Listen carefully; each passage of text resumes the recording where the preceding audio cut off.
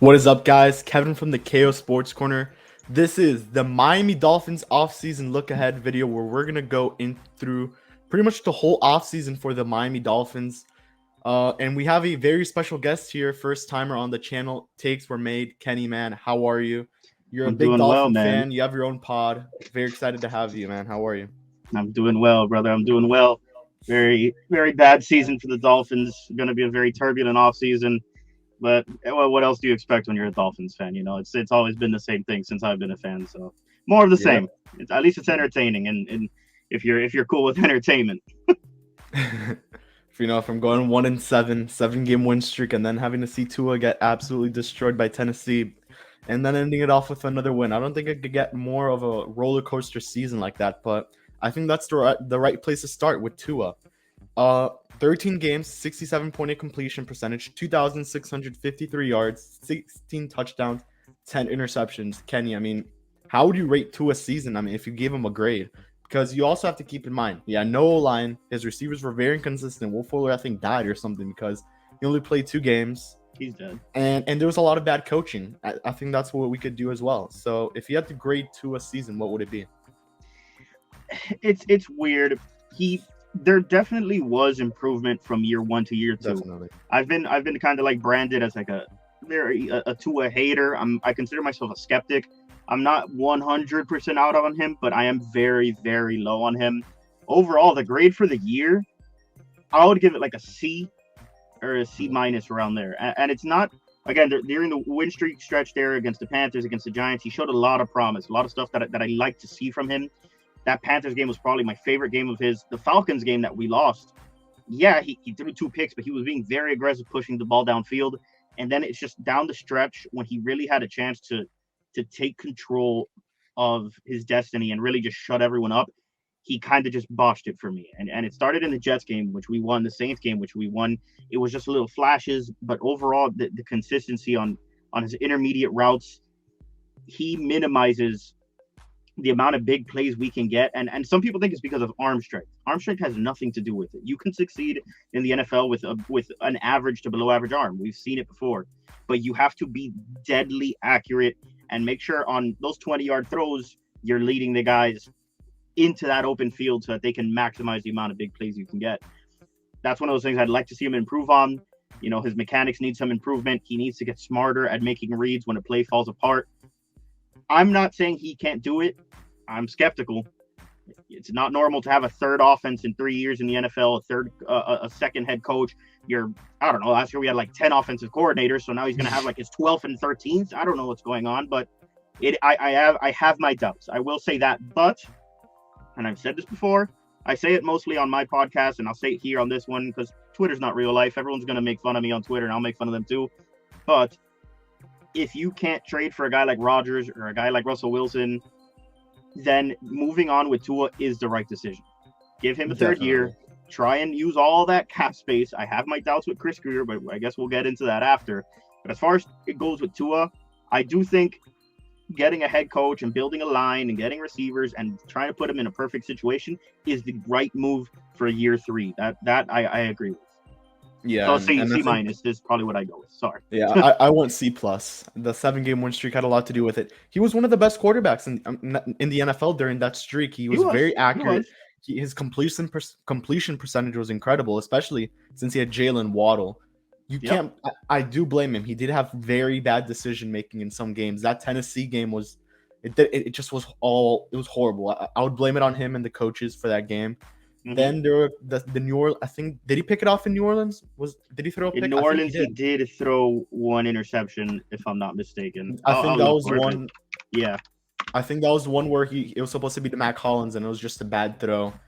It's a lot of poor decision making that Tua's making, and at the same time, that's because of the offensive line. They can't block for their lives. I mean, look at Austin Jackson, Liam Eichenberg. Those are the only 2 numbers that you hear when you get a flag.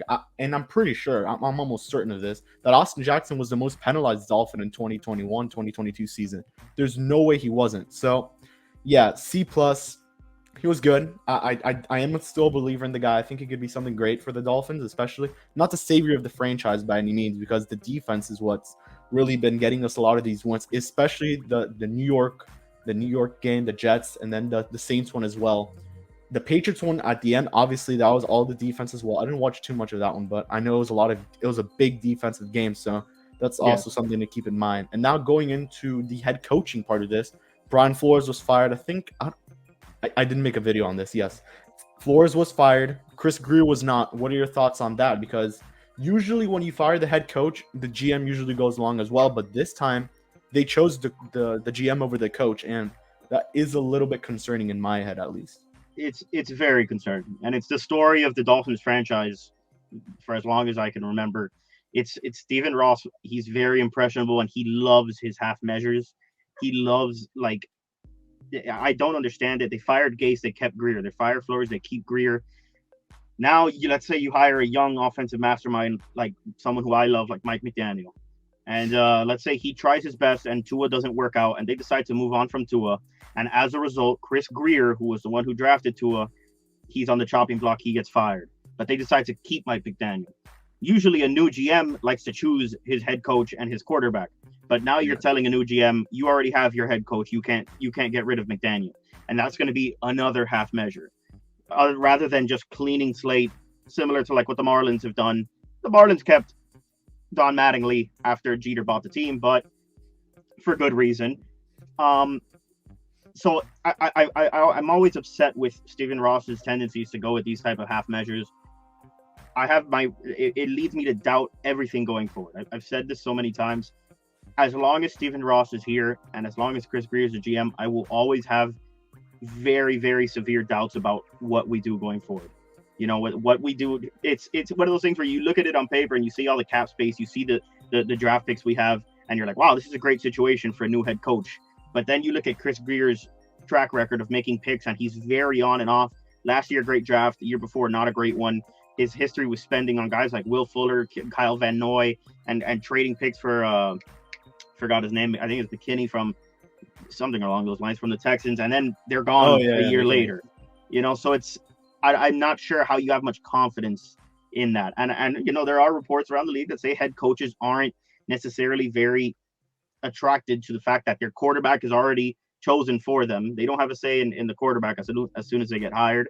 And they're not attracted to the fact that, you know, Brian Flores spoke out about wanting a new quarterback and got fired for it. So again, whether you disagree or not with it, that's one thing, but it is a valid concern for someone who's going to get their first opportunity in the league to coach, to choose to come to the Dolphins, where that's it. They could get blackballed forever. You know, so it is a fragile situation. I'm not happy with the way it was handled. I think look, I can't be a hypocrite. Week 8, I almost changed my entire Twitter name to Fire Flores and Fire Grier. Like, I was, at one point, I really wanted Flores out of here. Like, I can't just hide that. I thought he did well enough to save his job and earn an opportunity. They thought different. Fine. But I thought the morning I woke up and saw Brian Flores was fired, I would read right after Chris Grier is also fired. But no, he's getting another chance, and I disagree with it, but let's hope he can get it right. I don't want to see the team fail, but I definitely have my doubts. No, yeah, I agree with you. I think Grier should have gone. His track record hasn't been the greatest. Will Fuller, look how that turned out. 2 games. The drafting has been good. He got Jalen Waddle. He got Jalen Phillips. I would have preferred Najee Harris over Jalen Phillips. No offense to anyone who thinks differently, but look at our running back situation now. It's horrendous. Duke Johnson, who came out of nowhere, was our best rusher. I was a big draft running back high guy. Yeah, I used to get in fights with Ethan about it on Twitter, like literally every other day. But now I've kind of shifted. I still want running backs drafted. I still think you should invest draft capital into running backs. Maybe not first round, but that second round, you look at all the running backs that have been taken in the second round recently between J.K. Dobbins and Jonathan Taylor, and all these amazing running backs. Cam Akers, I think, was taken late second round.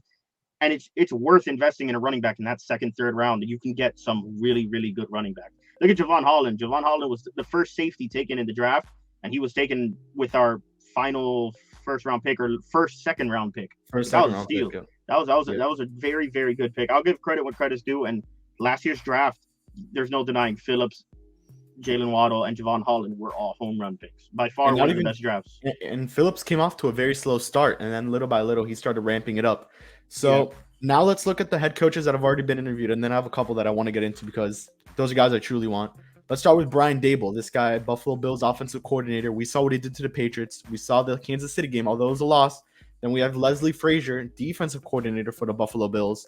Then we have Kellen Moore, offensive coordinator for the Dallas Cowboys. Dan Quinn, defensive coordinator for the Dallas Cowboys. Can't believe I'm saying this name, but Vance Joseph, defensive coordinator for the Arizona Cardinals. Please don't come to Miami. Mike McDaniel, offensive coordinator for the San Francisco 49ers. And I think the more surprising name, Thomas Brown. He is a running backs coach for the Los Angeles Rams. And he is, I think, also an assistant coach. So out of all those names, you spoke about Mike McDaniel. I think we could start with that one because I think that is what everyone wants at this point. We saw what he's done with Deebo Samuel. We saw what he did with Jimmy Garoppolo. He's a run game guru. We've seen this. Look at Raheem Mostert. Look at what he did with Samuel, Eli Mitchell, all these running backs that they've had. Their offense is all on the run. You don't see Jimmy Garoppolo passing. We saw it the year they made it to the Super Bowl. Jimmy Garoppolo didn't pass the ball that much. He did, obviously, but not as much as the run game was used. So what are your that thoughts on NFC McDaniel? Championship game before they made it to the Super Bowl, I think he threw the ball 10 or 11 times against. Yeah, the it was like Packers. 10 or 11 times. Yeah. Against Green Bay, a very good defense. Yeah. There's pros and cons to each coach, right? Yeah. If you're gonna go with a first-time head coach, to me, it's McDaniel. McDaniel's cons are he's never been the sole play caller for the 49ers, right? Because obviously Shanahan calls the plays, but there's no doubting how much success. The fact that Kyle Shanahan has bent over backwards to make sure that everywhere he goes, Mike McDaniel is with him. That's not just a coincidence. He knows that he needs McDaniel, and McDaniel plays a huge role in the way that offense runs. Definitely. He followed him he was with him in Washington. He was with him in Denver at one point. I mean, in Cleveland, he was with him in Atlanta, and then he made him stay in San Francisco. You have guys like Kittle, who are obviously superstars, saying that I wanted in my contract that Mike McDaniel always has to be with the 49ers as long as I'm here. You know, that's not, you don't just say that about random assistants. He obviously plays a role in how to maximize that offense with whatever they have. Jimmy G gets injured, you still expect them to compete. They lost like 15 running backs and we're signing like me off the street, and I would run for 120 yards with them. Like they prioritize that run game, which is something that would really, really benefit Tua as well. So he's my number one. Thomas Brown, I've heard a lot of great things about him. Yeah. I personally I don't want to be the one to have to take the flyer on him. Dress, who's a good friend of mine, big on Marlon's Twitter, and he hosts a Locked On Seminoles podcast. He says that his rise through college as an assistant head coach and now to the NFL, it's only a matter of time till you see him as a head coach. Maybe not in this opening of head coaches, but he's going to be really good. Maybe if this were 2 years from now, I would take a flyer on him. Obviously, anyone that comes out of the Rams as a coach usually ends up having success as a head coach in the NFL. But for right now, it's McDaniel for me. Now, if you're going to go retread, I lean towards Dan Quinn. That's because Doug Peterson hasn't been named. Jim Harbaugh, obviously, it's a very tricky situation there because if Jim Harbaugh's available, he's my number one over McDaniel. Oh, yeah.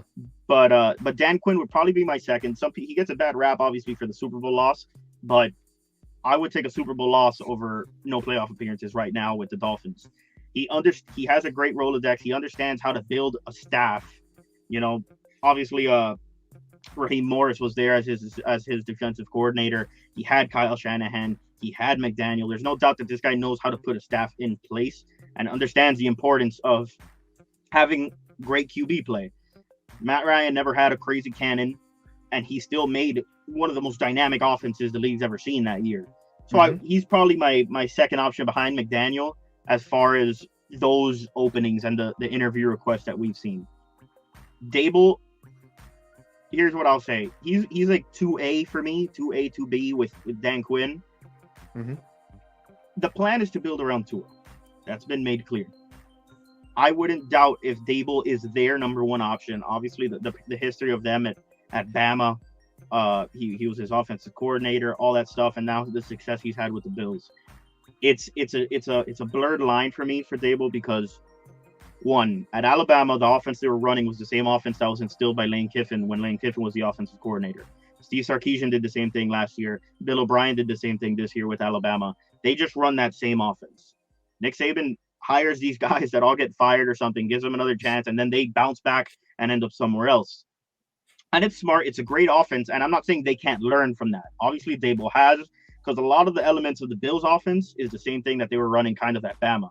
A lot of RPO stuff, a lot of moving the quarterback out of the pocket. How much of Brian Dable's success has to do with Josh Allen being like a unicorn? And how much of it does that have to do with Ken Dorsey, who's the quarterback's coach, being just a genius and knowing how to put Allen in positions to succeed. I don't know. I have my doubts about it, but if they're going to build around Tua, that might be the best option they see fit. For me, it's McDaniel. They probably see Dable as that number one option. Yeah, and I think that's what it looks where they're leaning towards us. A lot of people internally do like Dable. That's what it's looking like. And I would assume that the OCs go and defensive coordinator maybe stays. But I definitely see the offensive coordinators going, and then that's when maybe Ken Dorsey comes in and fits that spot.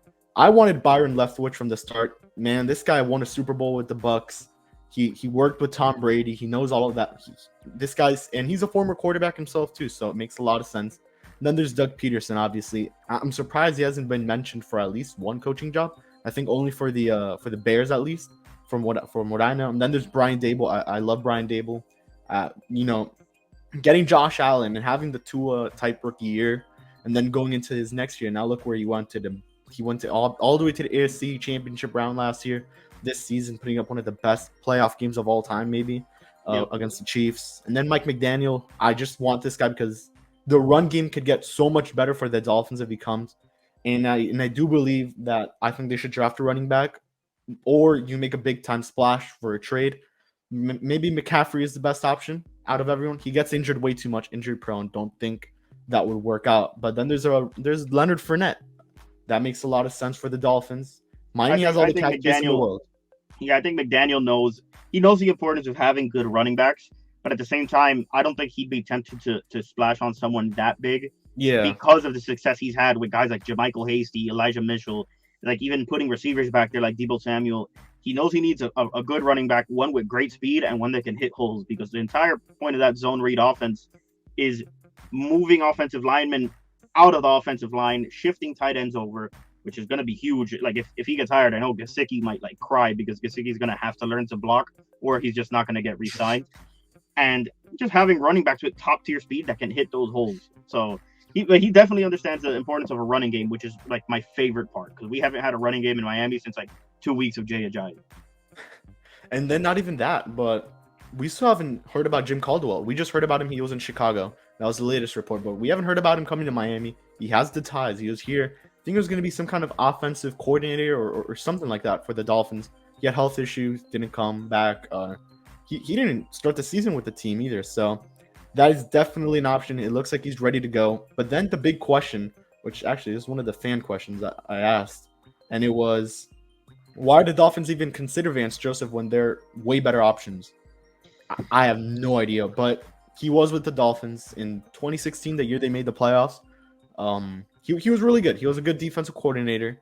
He made the Dolphins a top defense, not top 5 like right now, I would say, but top 10 for sure. Goes to Denver, gets the head coaching gig. It was horrible. One season, you're out. You go back to Arizona. You're the defensive coordinator, good defense overall. You had Chandler Jones. You had all these guys. You go into the playoffs and you get smacked by the Los Angeles Rams. So it's just a weird type of situation where Vance Joseph is. I would understand why he's the lead candidate, because he knows this. He knows the Dolphins well. Chris Greer especially knows him. Stephen Ross. But I don't really want a defensive-minded head coach. I would rather have an offensive-minded guy like McDaniel or Dable. Yeah, it doesn't make any sense to me. There's no reason to me why that guy should even be top 5 in terms of those potential candidates for head coaching, because his defense hasn't been the same since he left Miami. It's been very, very up and down. You hear things coming out of like the Cardinals camp that they're having struggles using certain guys and how to utilize guys on defense, which you don't like to hear from a defensive coordinator. It makes no sense to me. It makes no sense to me. A lot of the reports coming out today say that Chris Greer is very high on Vance Joseph, but that Stephen Ross is like, no, I will not sign off on Vance Joseph as the head coach, which is smart. You need an innovative coach who on the offensive side of the ball. The Dolphins have a very talented defense. One thing I haven't ruled out is going after an offensive coach and then promoting Gerald Alexander, who's the secondaries coach of the Dolphins, who's one of the brighter young minds in football. He's going to be getting a lot of calls, not this year, next year, to be a defensive coordinator, maybe a head coach in the future. But he's he's a guy who's had so much success in developing guys like Nick Needham and guys like obviously Xavier Howard was a product of Vance Joseph. That's where I will give him credit. Vance Joseph was the DB's coach when Xavier Howard stepped up.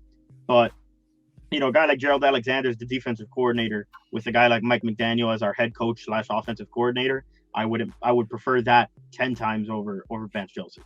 But I don't. The Dolphins never do what we want them to do, so it'll probably be Vance Joseph. Who knows? Yeah, I'm guessing Vance Joseph or Dable is what I'm going with. They like McDaniels. McDaniel. I really hope they go with him, young guy.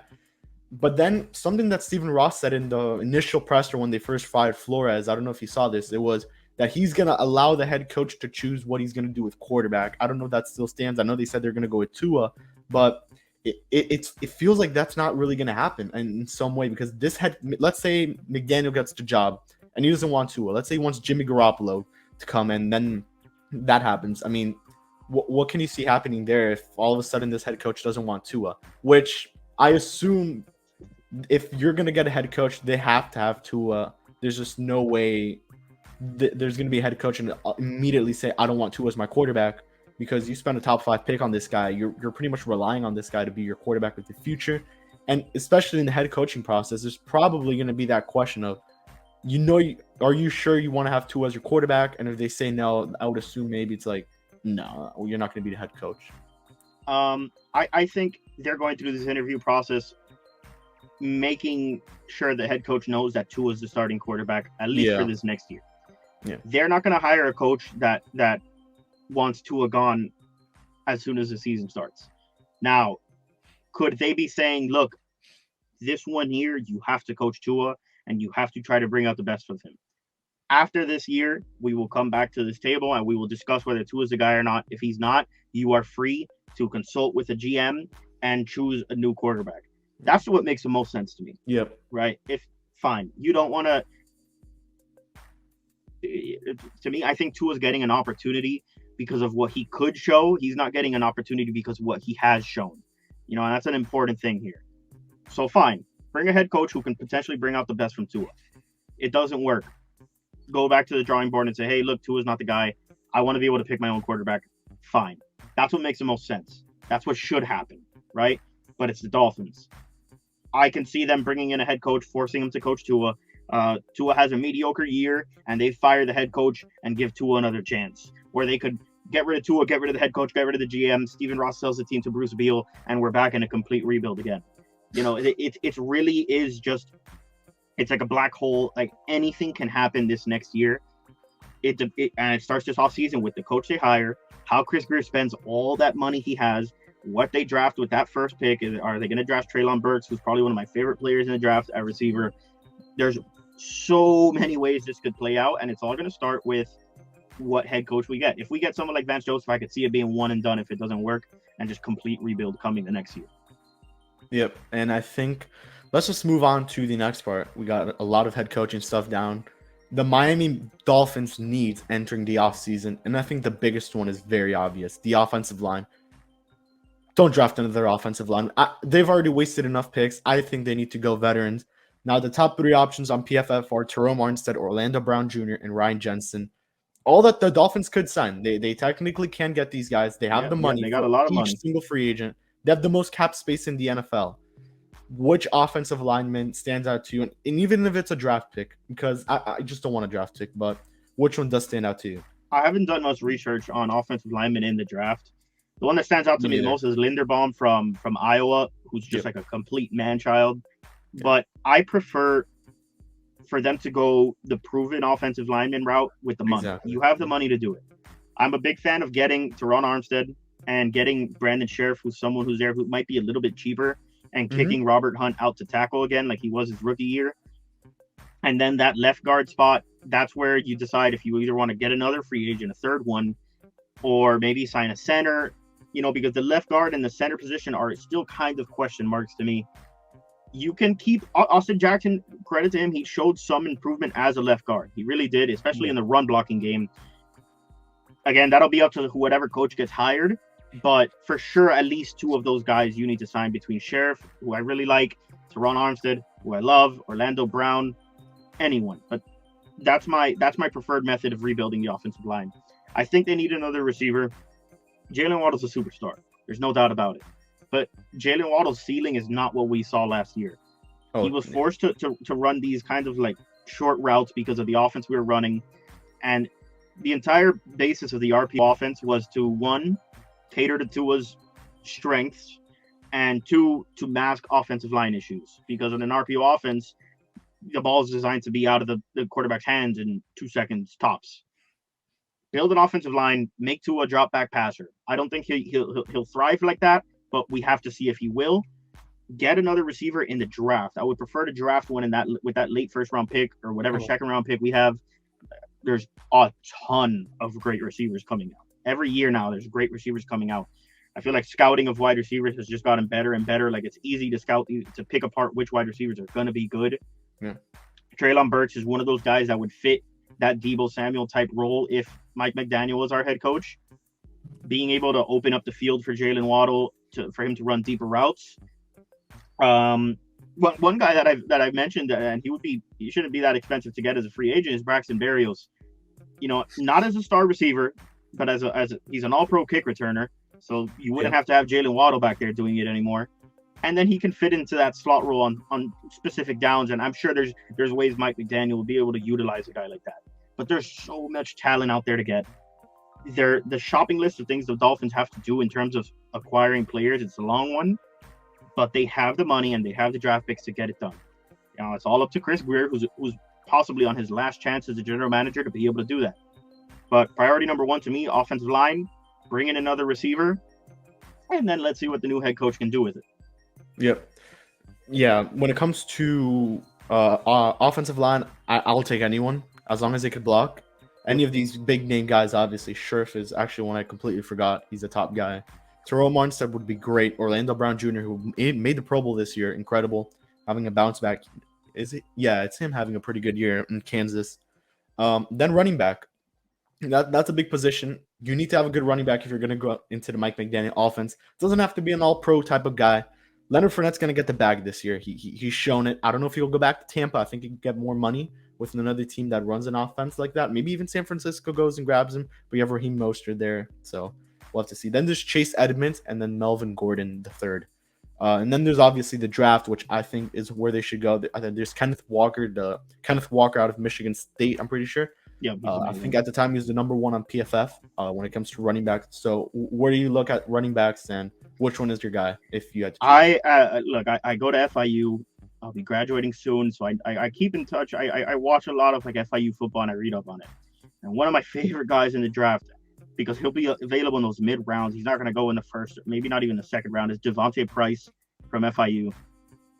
He's 6'2", 230 pounds, and he's a burner.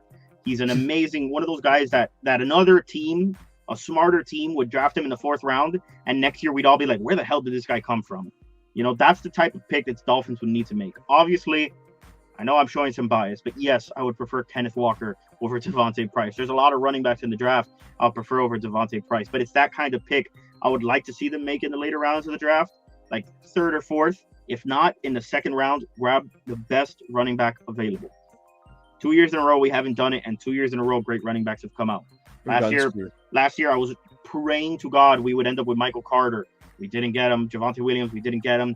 DeAndre Swift, we didn't get him. J.K. Dobbins, we didn't get him.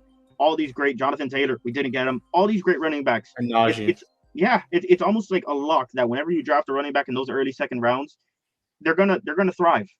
They're gonna thrive. I'm not a fan of paying running backs in free agency, so that's why I'm kind of skeptical about it. Because again, as we've seen as Dolphins fans, so much of a running back success depends on offensive line and scheme. If we're not going to have a scheme that's going to prioritize the run, why even spend on a running back? So I lean towards the draft, second, third, or fourth round, draft a running back. Bring back someone like Duke Johnson and maybe Myles Gaskin as a change of pace back. But I love the approach that teams like the Browns, like the Ravens have gone with, where it's like rather than just having 1 3-down back like the Titans do, just get 2 really good running backs. That like the Saints did it for a while with Latavius Murray and Alvin Kamara. And to me, it's the best route possible. Just have really good running backs. So on every down, the defense has to worry about them.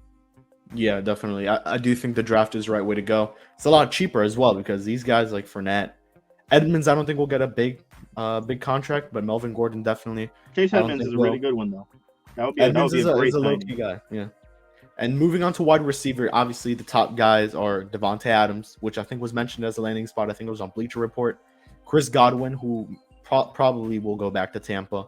Mike Williams, and then Emmanuel Sanders. That's the guy I've been talking about. Emmanuel Sanders has had a big season for Buffalo, a comeback season, more or less to say. He's turned into a number 2 wide receiver, maybe even now number 3 with Gabriel Davis. I think it's Gabriel Davis Gabriel Davis. He's been amazing. I immediately tried to check how long his contract was with Buffalo. Yeah, no, he's only in his second year. He's still got a long. Yeah. He's gonna be amazing. He's great.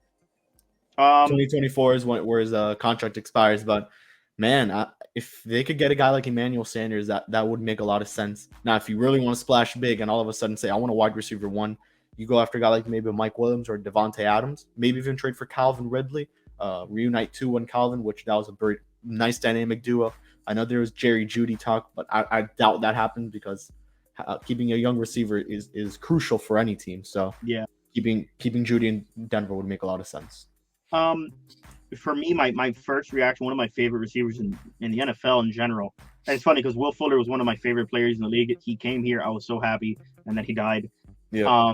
For me right now, my number 1 would probably be Chris Godwin because he can kind of do it all. Obviously, Devontae Adams would be a dream. I just don't see him coming here. I don't see him coming here. There is an established QB. He needs an established QB, and look, this isn't about what I think of Tua or what anyone else thinks of Tua.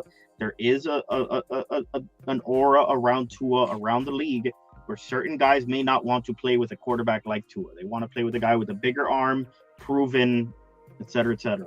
So take that with a grain of salt. I would love Godwin. Godwin's probably my number 1 option. Yeah. One thing that's recently developed, and it would be for Tua, for Miami, for the Dolphins, for everyone would be amazing, is the possibility of a trade for Calvin Ridley. That teaming up, getting Tua 2 of his college receivers with Ridley and Jalen Waddle would be a dream for him. You know that if Calvin Ridley is available via trade, I'm making that call. Obviously, he took a break from football this season for whatever it was. I think it was kind of like mental health, which more power to him. You as a team, you have to consider, like, is he going to do that again if we trade for him? That's a fair concern, but I am open to trading our late first round pick or early second round pick for him. I was one of the people that made fun of the Cowboys when they traded a first round pick for Amari Cooper, and it's worked out for them. And the whole thought process was, we're going to use our first round pick on a wide receiver anyways, so why not go out and get one that's already been a Pro Bowl or been an All-Pro and has shown success in the league? It's no different in this scenario, especially when you consider the fact he has chemistry with Tua. So I'm super open to that, and then drafting one. I think that's kind of the mix I would go with, is signing a free agent receiver, drafting a receiver, and go the Bengals route. Although the Bengals didn't build an offensive line, and that's showing because Burrow's getting killed every game. Yeah. They have the money to build an offensive line, and they have the draft picks to build a core of weapons for Tua. So I would go draft one, pay or trade for Ridley. That's probably my option. The Bengals did try to build one because they did draft a couple guys, and then they made the free agent splashes, but it just hasn't worked out at all. You mentioned Berrios. I think he'll go back to New York. It's worked out for him there. They need players on that team, especially. Not a good team at all, so they'll do their best to bring him back. If he comes to Miami, we have a Jakeem Grant type guy, a better version of Jakeem Grant, in my opinion, at least. Yeah, great special I agree. teamer. Yeah, go ahead. I think Braxton Berrios. I was listening to another podcast that he was on, and he was saying, like, one thing he would love to do is play in Miami again. Oh, so that's one of those big reasons I kind of would want him here. And he said, obviously, like, he wants to play in the sun, in a city where it's fun to be in during the off season. Obviously, that just screams Miami. Yep. You know, obviously he's from Miami. Obviously, he played for the Hurricanes, so that would be big to have him back. I'm not gonna shed tears if he resigns with the Jets. Obviously, I just think having an All-Pro punt returner, kick returner is great. And then someone he's played with the Patriots. He knows that Patriot system. He understands the importance of not just being a good catcher of the ball, but understanding his assignments, being a good blocker, how to help a young QB like he's done with Zach Wilson. You know, I think I would love him. I really would. I'm an FSU fan, but I love having UM players play for the Dolphins, because it's cool seeing them be able to stay in this town that like supported them for so long. So that's like watching Jalen Phillips succeed with the Dolphins has been so cool. Watching Duke Johnson come back to Miami was awesome. So it would be cool to see that with Braxton Berrios as well. Yeah, that actually makes a lot of sense. And now you know that you talk about. I didn't know he was on the podcast and he said that. And that's the only reason why I said, oh, he'll probably go back to the Jets. He was talking about it that he's open to coming back to the Jets, and that the Jets and him have talked about it, but that he will explore options if someone approaches him. So I think that would be cool. Especially if you're on the Jets, I think the best thing would be is explore options. You want to win. Miami has the defense position to win. I think that the changes are on the offense that they have to make. And then finally, they need to re-sign the big pieces. And that starts with bringing back Gesicki. I think the head coach that enters will kind of define if Gesicki comes back or not. Because if you're going to get Mike McDaniels, you could pretty much say goodbye to Gesicki. He's going to be blocking. He's not going to be used as much. Although Kittle, look at the case of George Kittle. He's been great. It's been working out for him very well. So that's something there to look at. Then there's Emmanuel Ogba. I think there was a report that he's coming back. I think it was like a 3-year, $30 million deal. That perfect. If that is true, he's back. Landon Roberts, I think, should come back. He was pretty good this year. He had a couple good moments. He improved. He really did improve. Michael Pilardi, I think he's a free agent. Good punter for the Dolphins this year. It's a punter, but it makes sense to bring back. And then there's Matt Collins. Wow, Matt Collins did impress me this season. He had just not enough use for him on the offense. Great special teams guy. Nick Needham and Duke Johnson are the last two guys. Please bring him back. I don't know if you want to mention any other guy or any other guy I may have misspoken about. You touched on them all. I'm cool with letting Mike Pilardi walk. I don't think he's that great of a punter. There's a Matt Ariza from San Diego State who's like a legitimate weapon as a punter, and I would be open to drafting him in the later rounds if he's available. He's a game-changing punter where he's consistently pitting guys back in the one and kicking these 60 to 70 yard punts, and he makes the special teams like fun to watch. But Mike Pilardi, he kind of, and he lost a lot of my respect in that final game of the year when they ran a punt and he just slid short of the first down. And they ended up getting the first down because of a penalty. But, like, I'm sorry, man. You get one opportunity to run the ball once a fucking year and you decide to slide short of the first down. Yeah, that's not cool with me. So I'm cool with letting him walk. Gesicki, it's a weird one because Tua has developed kind of this chemistry with him where when plays break down and Tua looks like a deer in headlights, he just looks for Gesicki and Gesicki makes stuff happen. Kind of like Devontae Parker. If Mike McDaniels hires a head coach, he's gone. Kittle is one of the best run blockers like in the NFL, period. Like running backs, tight ends, receivers included, he loves blocking. He speaks about blocking like if he's an offensive lineman. Like there's videos of him when he's mic'd up running 30 yards down the field blocking defenders and laughing at them while he's blocking them. That's the type of guy you need to be to succeed in Mike McDaniel's offense. And if there's one flaw Gesicki has, it's blocking. Like he's not that. He's improved, I guess you could say. There's you see plays where he throws like these chop blocks and stuff like that, but that's not going to cut it in McDaniel's offense. So I'm curious to see what they do. And that's, like you said, that's going to depend all on the head coach they bring in. Ogba, I have the tweet right here in front of me that it says that Miami is going to keep him and they're working on a contract and he might be getting a pay increase. I love that. Any type of continuity they could keep on the defense, do it. Yeah. Keep every single Nick Needham as well, or Landon Roberts as well. I think they may be looking for another linebacker to team up with Jerome Baker, who had a great season, by the way. Christian Wilkins, great season. It's one of those things where I'm scared. I hope that the loss of Flores, it's why I'm okay with promoting internally for a defensive coordinator to try and keep that consistency. I'm scared that the defense will take a step back without Flores because he definitely played a role in putting these guys in a position to succeed. Yeah. Bring back Ogba. Mac Hollins, he would thrive in a McDaniel system. Great. Oh, yeah. Great special teamer. Obviously, when you're a good special teamer, you're good at run blocking as a wide receiver. He understands the importance of it. And then Tua, similar to Gesicki, he developed that kind of relationship with Hollins where big body receiver, something breaks down. Oh, look, I got Mac Hollins over there. And he would throw it up to him and it would work. He was one of our best deep ball receivers this year. Yeah. So I'm open to keeping him, but Mike Pilardi, he can fucking go.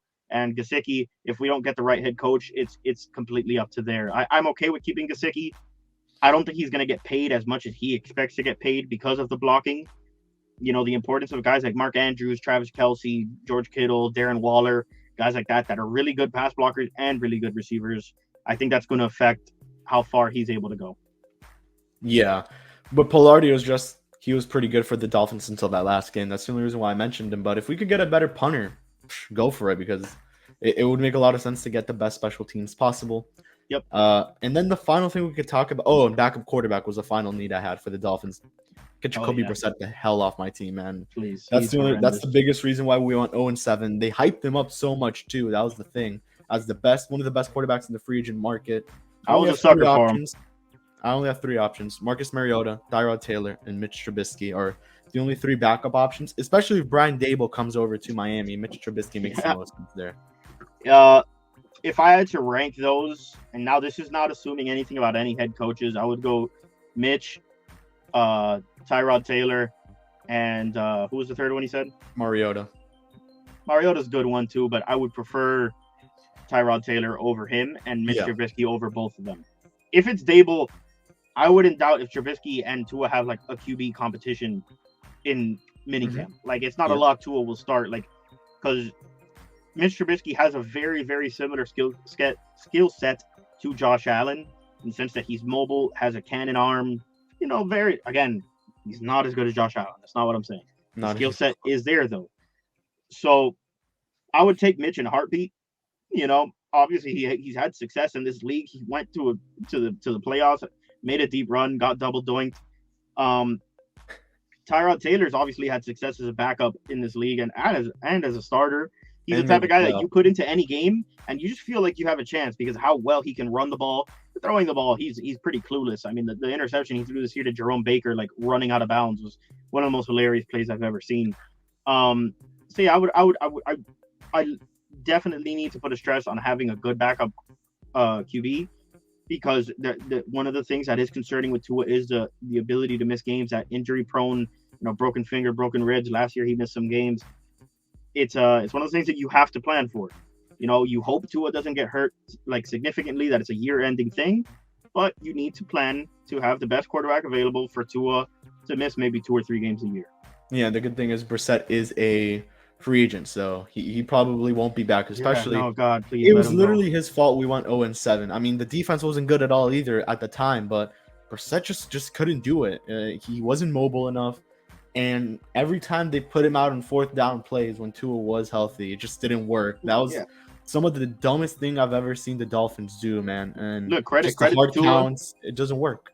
It's one of those things you notice with Tua, and I always give him credit for it.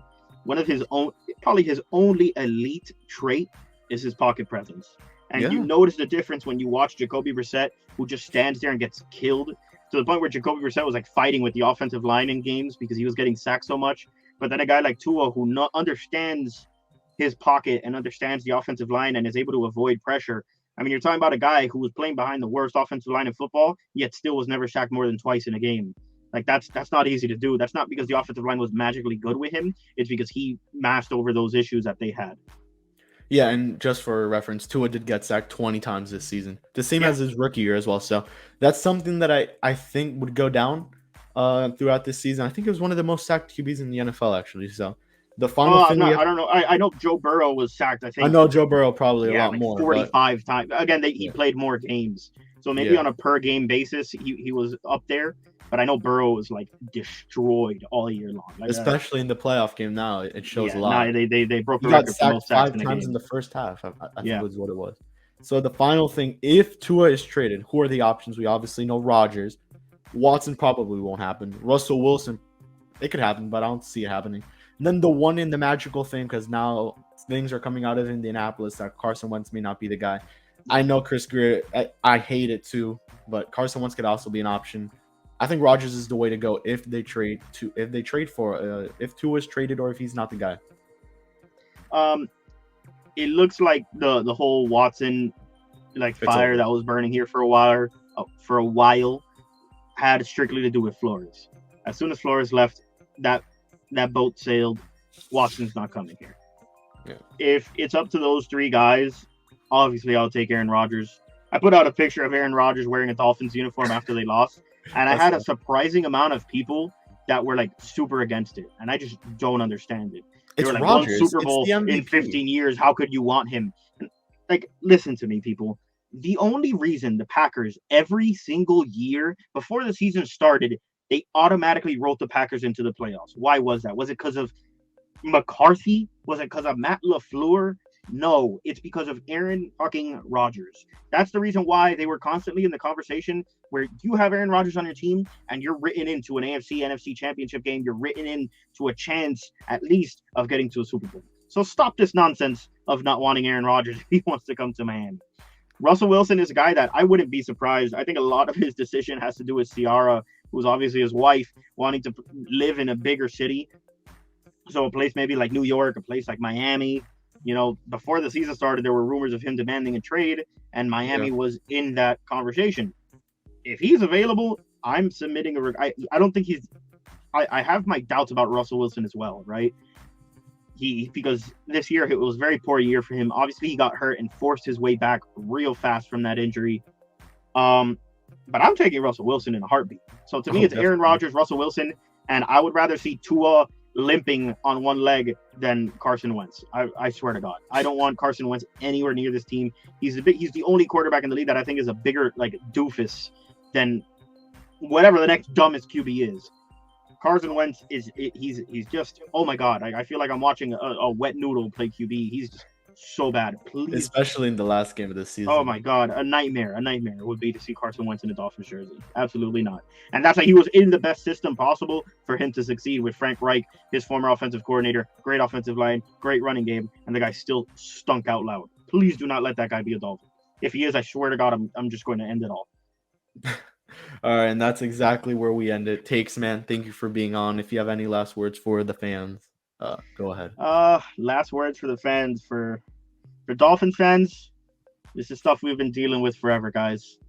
We've been dealing with this half measures, mediocrity forever. We argue on Twitter about it. I always say it at the end of every one of my podcasts. I'll say it here. I love every single one of you guys. No matter how much we argue on Twitter, at the end of the day, it's just football. We love this stupid team no matter how much they hurt us. For my Marlins fans, we're going to the World Series. This isn't an overreaction. We're going to win it all. Shout out Fish Stripes. Shout out Kevin. You're doing great work, bud. You've risen so much over the past couple of years since you first followed me. You're doing great work, man. It's great to see you doing so well. Keep up this podcast. Keep up everything you're doing. You're getting a way faster head start than I did. At your age, I was too scared to speak into a microphone or do anything. So everything you're doing is awesome, bro. Keep up the work. Thank you for having me on. Fins up. Go Marlins. Go Panthers. Go Heat. Go Inter Miami. Go everyone. Hopefully win a championship in my lifetime. Thank you. And we'll see you guys on the next